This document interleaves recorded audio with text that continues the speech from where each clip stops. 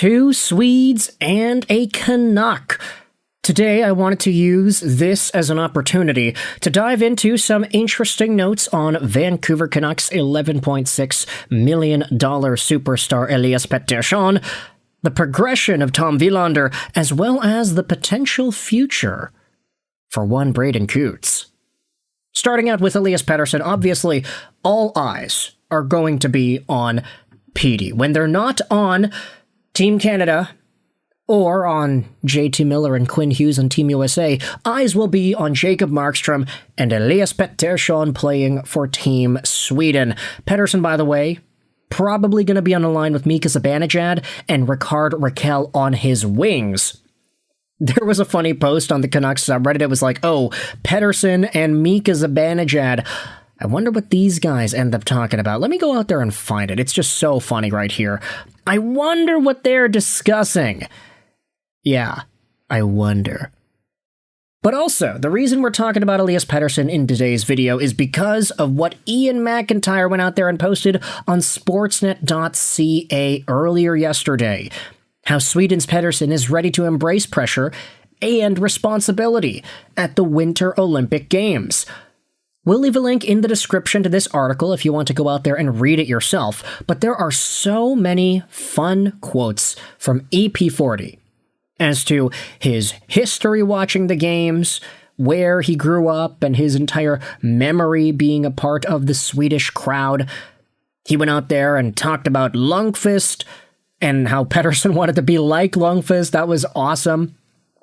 And then you have yourself some other comments as to how things are going and heading into this tournament. He wants to have the pressure. He wants to have the responsibility. He wants to play big minutes, but he's got to earn it, not take it for granted. Whatever they ask of him, he's going to do his best. Now, there are some other comments. Adam Foote, yada, yada, yada. It'll be a good marker for Petey, a good experience, yada, yada, yada. But the reason why I wanted to dive into this interview is because of what Pettersson said about the Vancouver Canucks. Obviously, he is a Canuck, right? So he'll talk about Vancouver a little bit. But this is where Ian McIntyre writes, Pettersson isn't viewing the Olympics as an escape from all the troubles.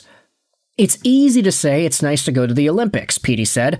Obviously, the Olympics are a dream come true to play in.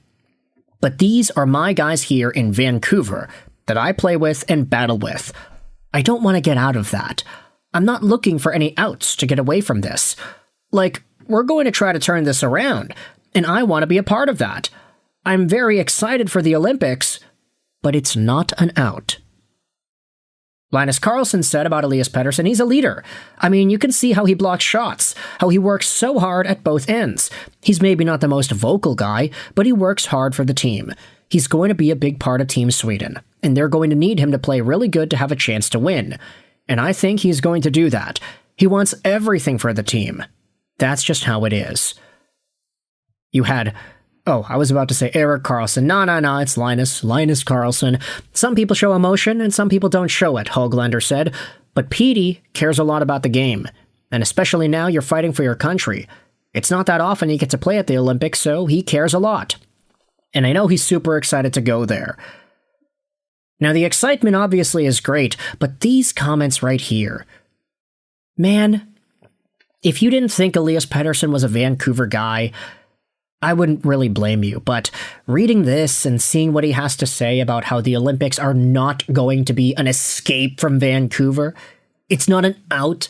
He's not going to go out there and try to live the life that he's always wanted in Milano Cortina. He's just going to go there, he's going to play, and then he's going to come back to Van, where his heart and his mind really is located. He wants to do good things for the Vancouver Canucks, and he wants to see Vancouver turn it around. He wants to be a part of the Canucks becoming good again. This is a great comment.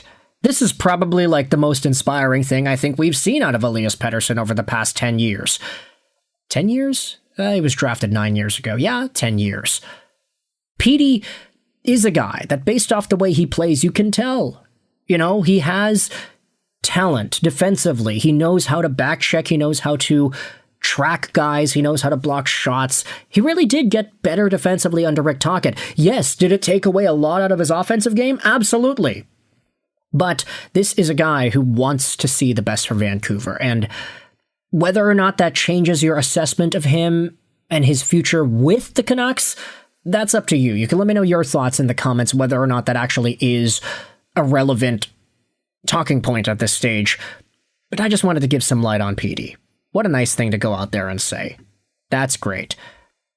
Sticking it out with Swedish defensemen, let's head over to Donnie and Dolly and take a look at what Dolly reported earlier during yesterday's program.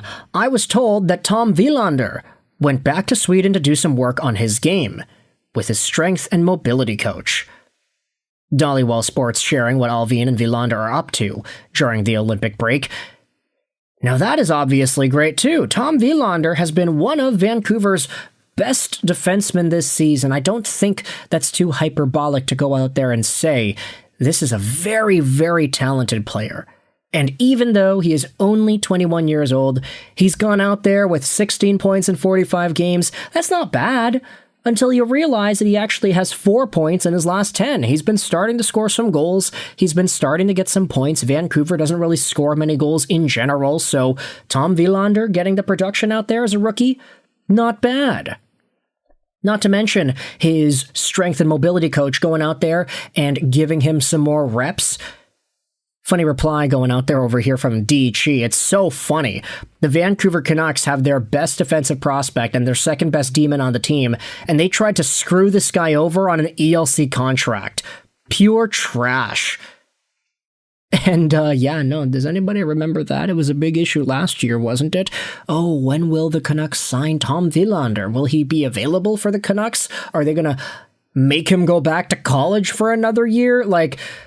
Yeah, Vancouver, they really had themselves a different mindset back then than they do now.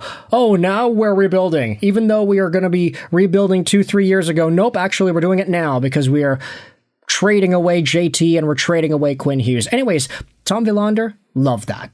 Head back over to Sweden, do your thing. Don't spend your time lollygagging. Just go out there and work. Come back better and better than ever. And finally, speaking about young Canucks guys, I wanted to go out there and finish off today's video by diving into Braden Cootes of the Prince Albert Raiders.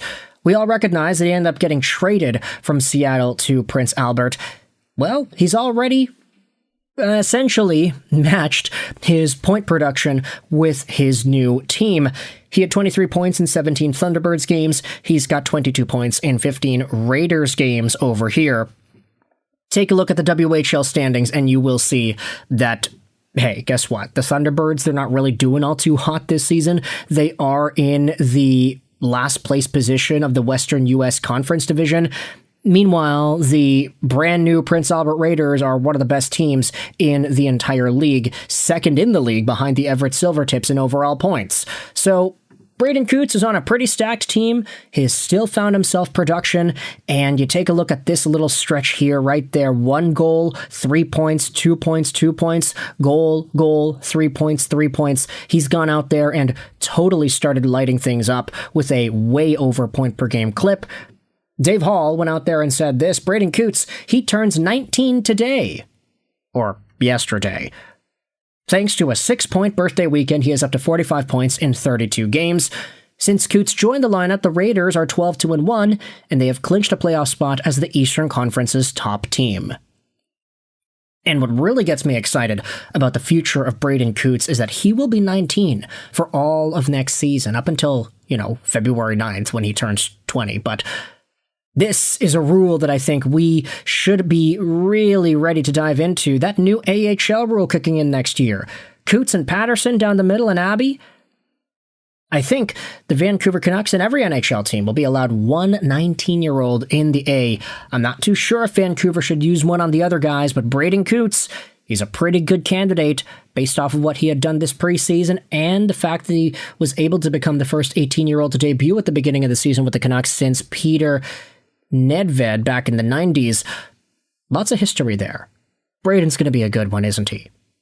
With all that said, let me know your thoughts in the comment section below. How do you feel about Elias Pettersson's work ethic and dedication to Vancouver, Tom Willander and his desire to improve over this little break, and Braden Cootes turning 19 whilst producing all these gosh darn points in the dub? Let me know your thoughts in the comment section below. I hope you enjoyed this video. Sign on.